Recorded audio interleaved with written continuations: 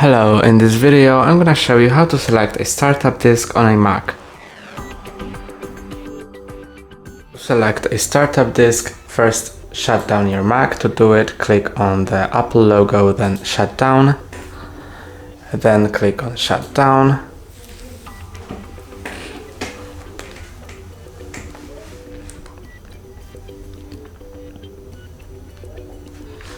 And after your Mac is shut down, press on Option on your keyboard and keep pressing while you press on the power button of your Mac. Just press on it and release, and keep pressing on Option all the time.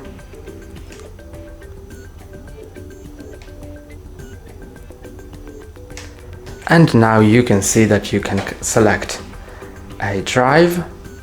If you have multiple ones, you can select like from here, or you can select a network if you want to do a network boot. And then it's gonna boot to that drive. And the Mac is booted. That's all for today. Don't forget to like and subscribe. See you next time.